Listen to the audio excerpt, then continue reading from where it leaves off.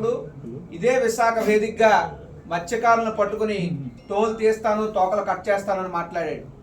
నేను అడుగుతున్నా, చంద్రబాబు నాయుడు గారు మీరు అహంకారంతో పరిపాలిస్తున్నారు, కానీ జగన్మోహన్ రెడ్డి గారు మమకారంతో పరిపాలించాడు. జగన్మోహన్ రెడ్డి గారి నాయకత్వంలోనే అసలు మత్స్యకారుల గురించి, వాళ్ళ సంక్షేమం గురించి, వాళ్ళ భవిష్యత్తు గురించి ఆలోచించిన నాయకుడు ఎవరైనా ఉన్నారంటే అది one and only Jaganmohan Reddy గారు మాత్రమే.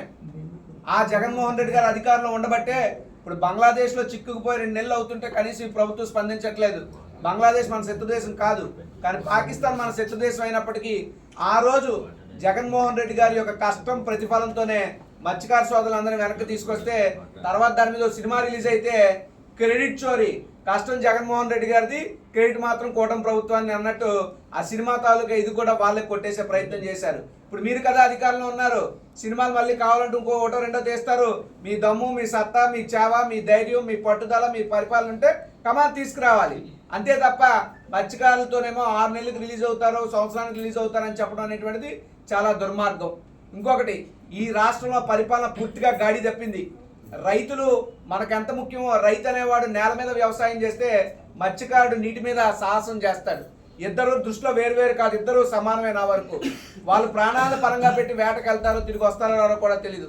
అటువంటి మత్స్యకారుల కోసం ఈ ప్రభుత్వం ఏం చేసిందంటే శూన్యం.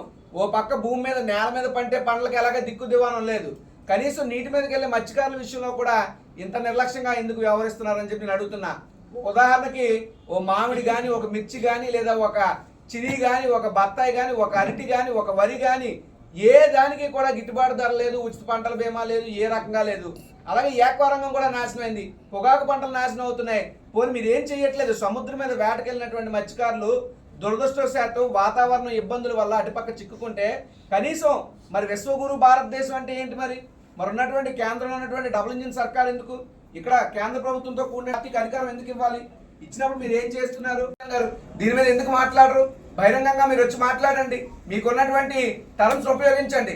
ఈ రాష్ట్రంలో ఏం జరిగినా, దేశంలో ఏం జరిగినా హోమ్ అఫైర్స్ ఇంటెలిజెన్స్ మీకు చెప్తారు కదా. మరి మత్స్యకారుల గురించి మీరేం చెప్పలేదా? హోమ్ అఫైర్స్ కి మీరేం ఇంటెలిజెన్స్ చెప్పలేదా? లేదా వాళ్ళు మీకు ఏమైనా చెప్పలేదా? అంటే అధికారం లేకముందు ఉన్నటువంటి అపరిమితమైనటువంటి అధికారం వచ్చిన తర్వాత పవన్ కళ్యాణ్ గారి స్థాయి ఏమైనా తగ్గిపోయిందో కూటమి ప్రభుత్వంలో? తెలియగడుగుతున్నాను. నిజంగా మీరు మాటలకు పరిమితం కాకుండా చేతల్లో చూపించాలని చెప్పి కోరుతూ ఎవరైతే మత్స్యకార సోదరులు ఉన్నారో వాళ్ళని ఇమీడియట్ గా వెనక్కి తీసుకురావాలి.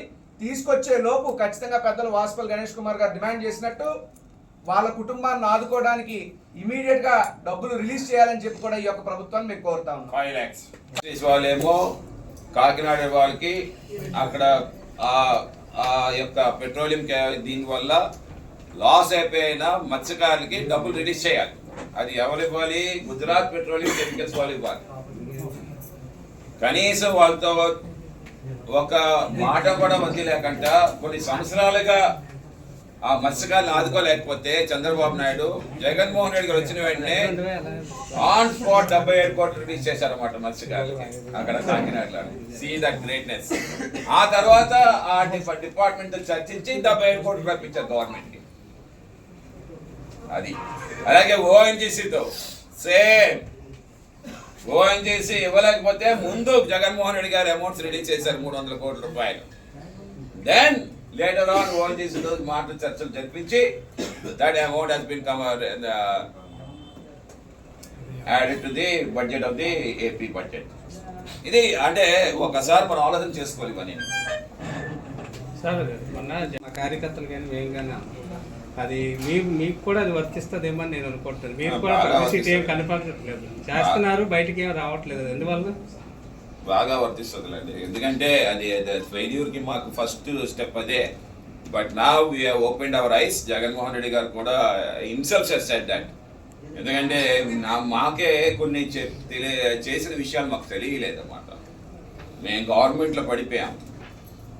పూర్తిగా గవర్నెన్స్ కార్యకర్తల్ని మర్చిపోయాము.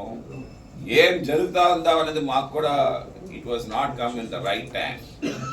సో ఎందుకంటే పత్రిక మాకు ఒక పత్రిక అయిపోవడం, మిగతా వాళ్ళందరూ కూడా నేను రాసేసి తప్పునే 10 సార్లు రాయడం అన్నమాట.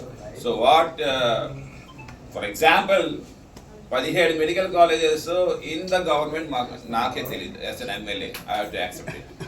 17 గవర్నమెంట్ కాలేజెస్ జగన్మోహన్ రెడ్డి నిర్మాణం చేశారు. That great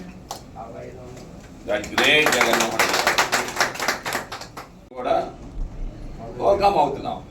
it's we're learning every day, every minute, every second we are learning from the people of this Andhra Pradesh, from the quarterly failures in this Andhra Pradesh.